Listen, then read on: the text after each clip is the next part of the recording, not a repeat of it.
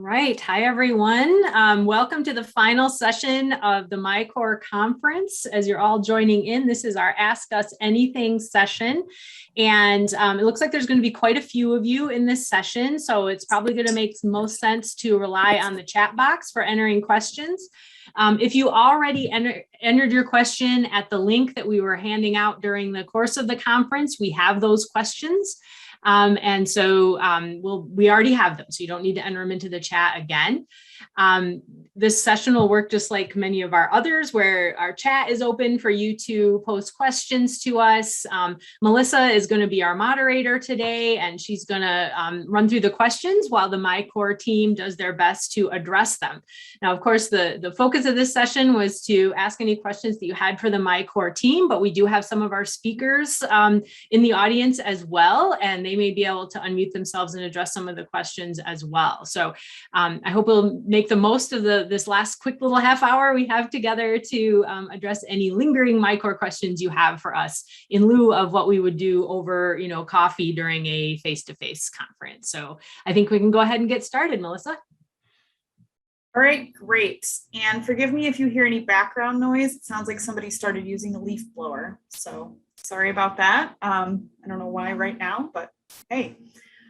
So welcome to the end of the program today. And as Joe said, I do have the questions that were submitted ahead of time. So we'll take them one at a time and go from there. Some of them are specific, but they might be helpful to other people. So I've pretty much chosen just to stick with the full list. So the first question is about the data exchange, and maybe to tell us a little bit more about what we've been working on with the data exchange and when we anticipate having all of the updates completed. I can address that question. It's done. It's been up and ready for over a month now for data entry. We did do some major adjustments to the way that the data were handled, and most of it's on the background, but it does make the system work a lot more efficiently. I will note that the data entry, many of you from the Cooperative Lakes Monitoring Program have been entering your own data. That is October 31st was the deadline for doing that. We'll handle the rest of it from here. I will say on the stream side, there are some additional data entry forms that are going to be added. Maybe Paul can address that, but as far as the data exchange and viewing data, it's all there for you to see. Joe, what about future dreams and intentions? Can we share any of that? And also, you're right, the stream, some of the stream side aspects need to be updated yet, but that will happen soon. Yeah, so dreams and aspirations.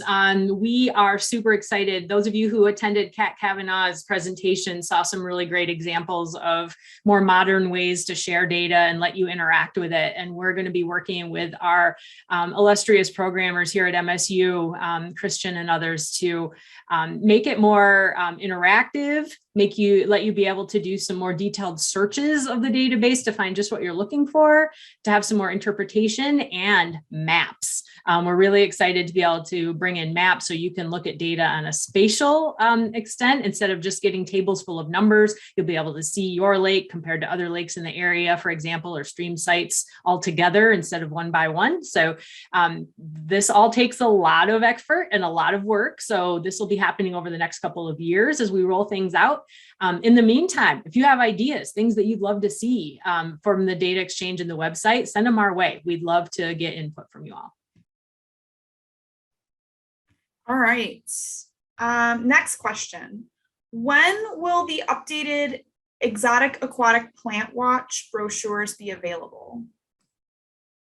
Probably before Christmas, if I had to throw out a date. Hopefully before then.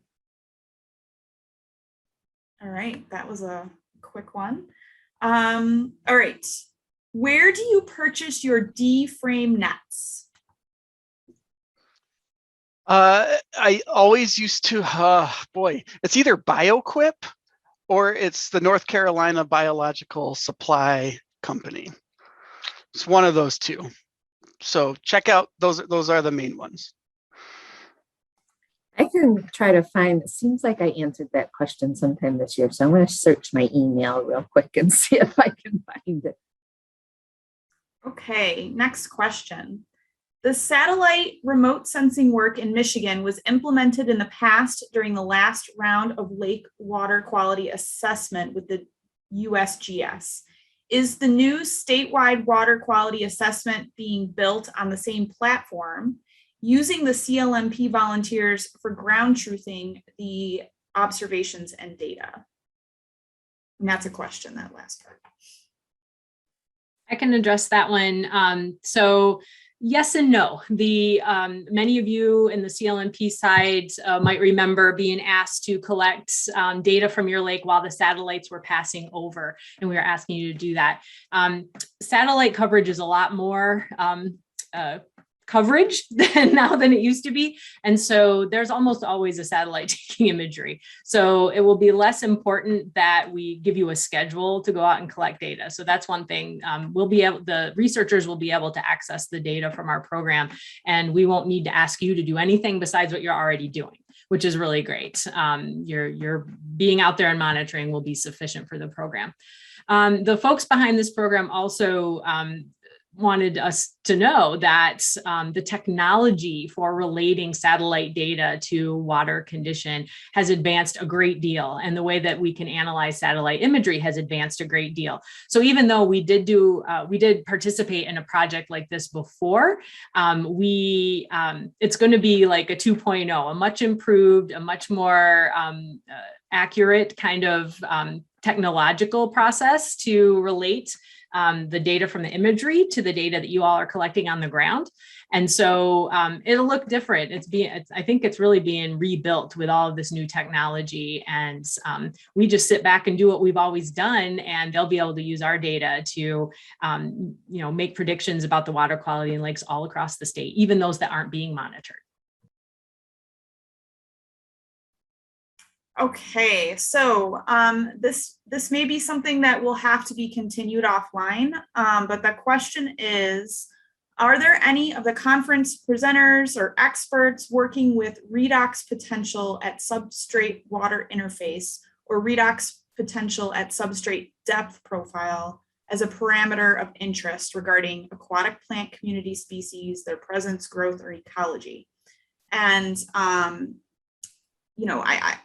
in case that was of interest to anyone else, I said it out loud, but this particular person has their contact information on the question sheet. So if that's something that one of our experts would like to follow up with, they can do that as well. Yeah, I'll speak for myself. We're not doing anything on there, but I'm the only person that comes to mind in Michigan that might be doing something like that, maybe not for aquatic plants, but the redox potential at sediment water interface is Al Steinman, out of the professor out of GVSU. Okay, great. All right, so there is a question. They preface this that they're afraid it might be a bit of a weird question, but the question is, how much does human urine contribute to phosphorus and nitrogen in the lake? And their context is that they're a public access lake, several popular sandbars where people hang out. So they're concerned about urination. Obviously, they feel like they can't do much about it. And they do have a sewer system on their lake, but they're wondering if we know of any connection. I'll take a first crack at it. So I can think of just one thing. We had at the Michigan Inland Lake Convention, we had a keynote presenter who was speaking on kettle lakes and spoke about Walden Pond, the famous lake, Walden Pond out in the Northeast. And I believe he mentioned that there's maybe, I keep saying maybe, I'll say maybe many times because I can't quite remember. This is the only reference I can think of, is maybe that there's been some evidence and this in Walden Pond of looking at the nutrients coming from people urinating while swimming and stuff. But that is not confirmed. I've not confirmed that, but I do recall him mentioning that. The one thing that, just putting it all into perspective, is that there's lots of nutrient inputs into a lake. And it would be hard to imagine that that would be when comparing against the other inputs, that would be comparable. But I can't, does anyone else have anything to add to that?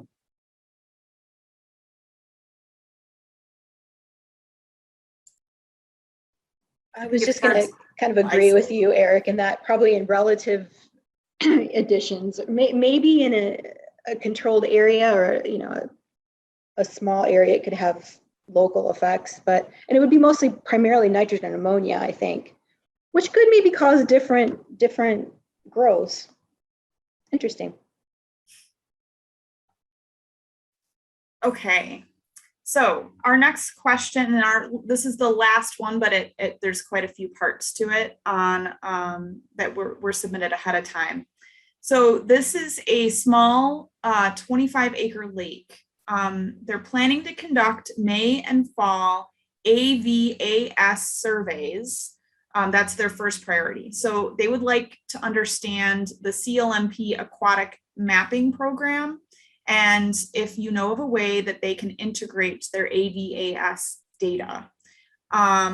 They also have some follow-up questions. So they were wondering what you thought, what priorities you would recommend starting with if they have a small budget versus conducting all the sampling recommended by the entire MSLP program, and where they can find experienced contractors to help them gather and enter CLMP data with their limited volunteers.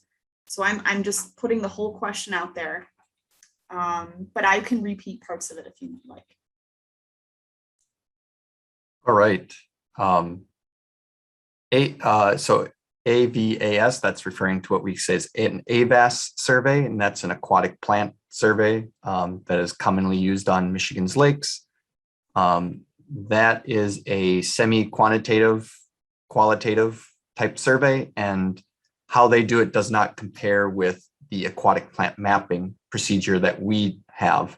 Our aquatic plant mapping procedure is a quantitative sampling procedure where it is done by transects, and there's a set amount of points at those set transects every single time. If you see, so that's just a different way. Where AVAS, in short, you spend time with a lot of visual survey with haphazard rake tosses that you kind of put here and there where you need to look, and so they're not the most comparable. If you're interested more in seeing quantitatively how the plants are changing, the plant mapping protocol would be more useful in that way. And then I think I can give the first crack at the next one, which I think was, we're a small lake, what should we do first as we start all of this? Yeah, because we have this great amount of parameters to collect. I would say, since you're new, we can look at those basic parameters and say, SecuDisc is wonderful because that can tell us a lot of things quickly. If nutrients are a concern, if you're seeing a lot of algae, if you're seeing some issues in that, you might consider doing phosphorus. That's also a fairly straightforward sampling. If you are out on the water early, you can get out, collect spring phosphorus, which can tell you a lot about the phosphorus loading in your lake. And if you want to know your trophic status based off of phosphorus, you can do the summer phosphorus sampling. And then I guess I would add one more. Although you're doing AVAS surveys, invasive aquatic plants are always a potential of invading a lake. And so signing up for the Exotic Aquatic Plant Watch is a great idea to start that early detection monitoring, which is different from AVAS. So you're really spending a lot of time trying to find any new invasions. And then I can add on to kind of some of the additional question that was there, where you can find experienced contractors. Well, this is a volunteer program, so we really don't encourage people to hire it out. But I understand the challenge of finding volunteers. If you didn't see Jason Frenzel's talk about finding more volunteers, it was recorded, and I'd encourage you to check it out when we post it on our website and on our YouTube channel. However, there may be some local partners and organizations that may be willing to join with you. People often don't think about reaching out to local, nature centers, ecology clubs, garden clubs for the plant monitoring or shoreline monitoring. There may be people who live in your community that would be really interested in learning more about water quality and lake health that you might not be thinking about because they don't live right on the lake.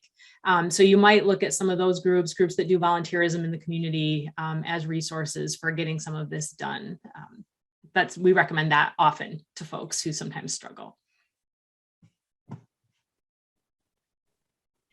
I would also mention that, being someone who has personally started as a volunteer recently, I always had someone else on my lake doing that work. I would say that the way that this program is set up and for the amount of time that it has gone on, it has really honed down the procedure that you don't need to be an experienced contractor to collect the data and to do the work. And that's, I think, one of the biggest benefits of the program is that it can get all kinds of people with all kinds of experience involved. So I'd just like to put in a word for local academic institutions, their faculty and students as a source of expertise and hands-on labor.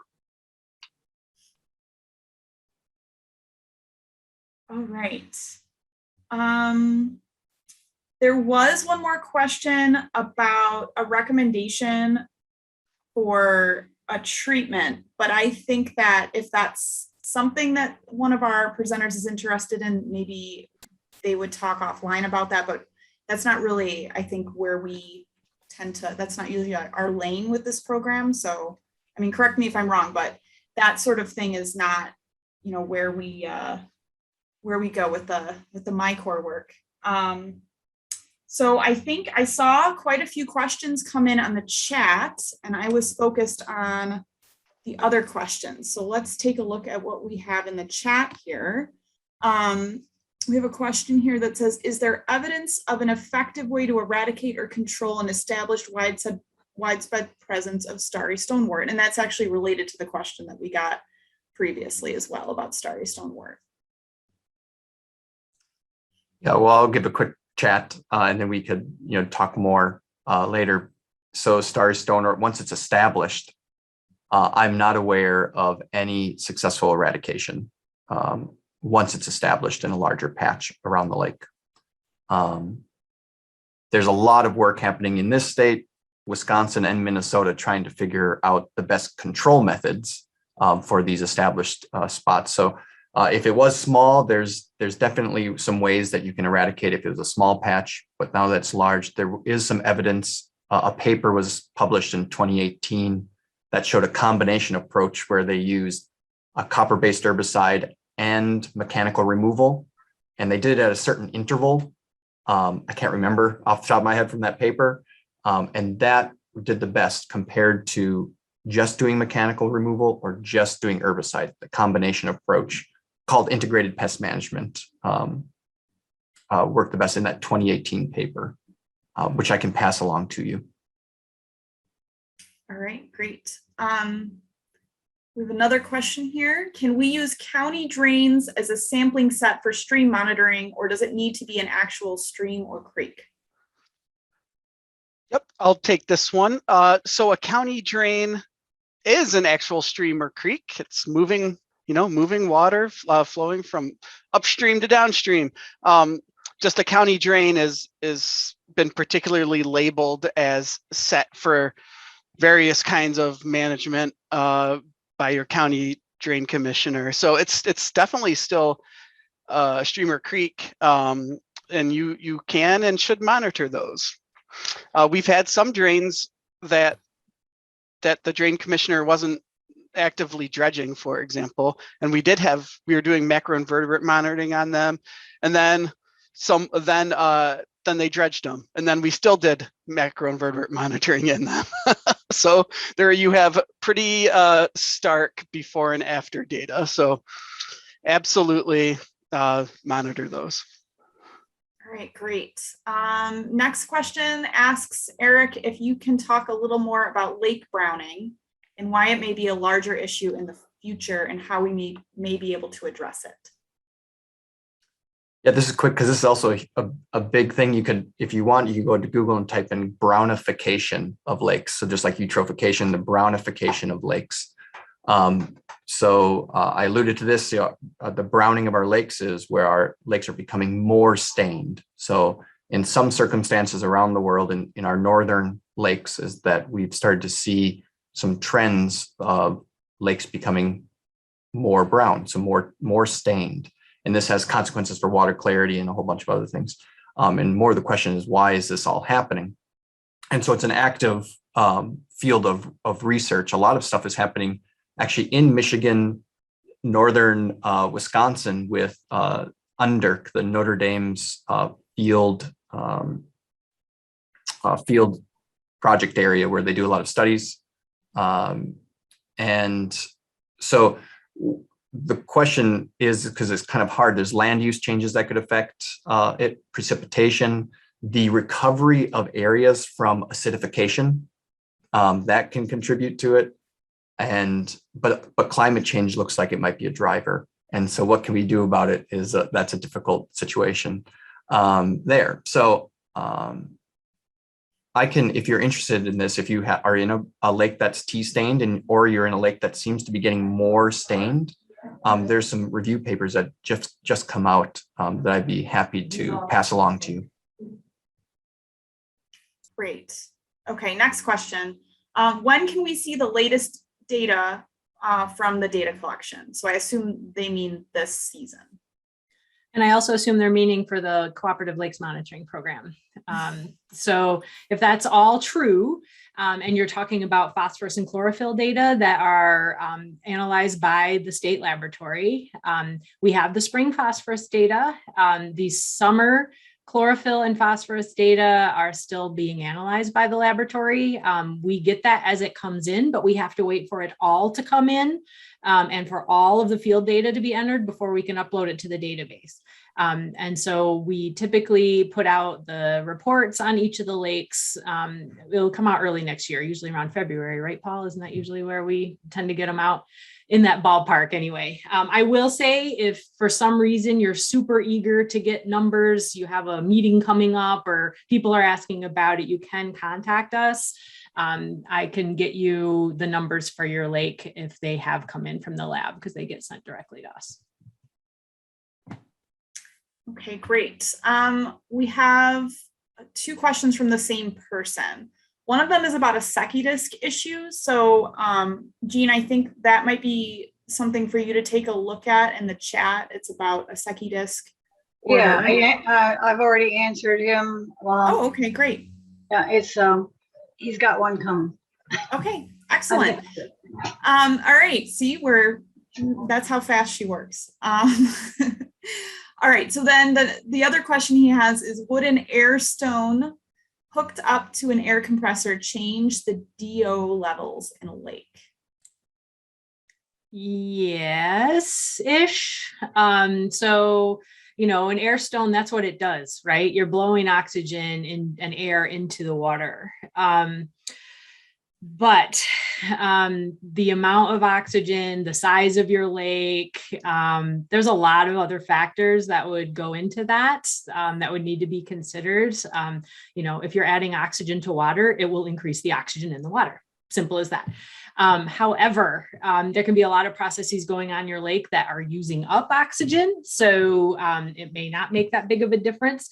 And there's also, I'll just mention, a lot of other impacts that aeration like this can have on a lake, depending on what your goals are for it. I mean, it certainly can be used to increase oxygen levels, especially at the lower, deeper parts of the lake.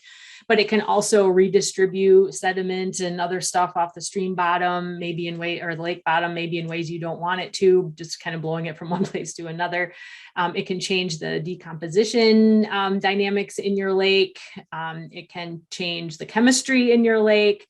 It can create open spots on the ice in the winter that can be dangerous for people who are out on the ice to ice fish or snowmobile or things like that. So, you know, the quick answer is sure, you put air in the water, you're going to have more air in the water, but it's not as simple as that from a lake management perspective, if that's something that you're considering. There's pros and cons for sure, and it varies by lake.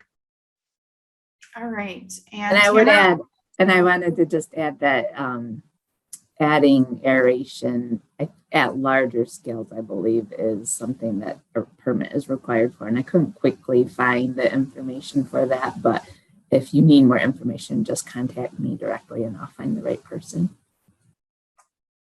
And Tamara also included the information about the nets in the chat. So if that was something that you were interested in, the specific nets, she has that information posted there. We have another question, a good one here. We're monitoring 2 new lakes and do not know where the deepest points are. Is there an easy way to find this information? So the first one is checking the DNR maps. So the DNR has bathymetry maps. That's what they're called. It's the topographic map of a lake, but just going downward. Bathymetry is what that's called. And so you can see that now, and then that'll show the deepest part of the lake. Yep. And you can get to that by probably into a search engine, type in Michigan Lake bathymetry or something like that. You might be able to find it that way. Also, we'll have it's easier than that. First of all, I just put it in the chat, but it's easier. Okay. You just write inland lake maps, Michigan inland lake maps. Perfect. Come right up. And then I would say, so that's not all of them. And there is a site that is helpful. It may not be, I'm not sure of the accuracy, but there is Navionics. I have that. And that's something where people have used their own fish finders that have depth, finders, and then can upload it into the system, or is automatic. I'm not really sure. So, but there are lakes in Michigan that also have bathymetry based off of this Navionics, and I'll get it into the link shortly, or link shortly. All right, it looks like we have one more question, and that is, can CLMP data from 2020 still be entered into the database? Yes, if you have data from the 2020 non-MiCorps season of the approved parameters, and if you collected data in 2020, you know what I'm talking about. We can get it into the database. We prefer you not enter it yourself, but instead send it into us, mail it to MLSA. Jean Roth is handling all the late season data entry at this point. So there should be information on how to get it to her. Mike, I know you know how to get it to her through MLSA, but that's Jean is handling the entry of any remaining 2020 data into the system. Okay, I think that was all of the questions that were submitted electronically. And it is 3:01. 4:01 in most of Michigan. Oh, Melissa, but... I'm so sorry. My computer says it's 3:01. Sorry, that's right. That's right. All right. Well, thank you so much, Melissa. And thank you everyone that participated today. It was so exciting to see well over 100 people involved with the different sessions today. It's about as much energy as I've been able to bring, and we've all been able to bring to an online conference. So of course, as we mentioned in the opening today, this isn't the end of our conversation. If you still have questions for us or for any of our speakers, we want you to reach out to us whenever, because that's what we're here for, is to help you out with your questions. If you have questions about enrollment, about grants, about procedures, any of that stuff, that's what we're here for. As we mentioned, again, we're going to have recordings of this put up on our website, and we'll announce that when those are up. You'll also receive an evaluation form about the conference in a few days. And we really would love your feedback about this online event and what you might like to see in the future. So thank you all. Thanks, everyone.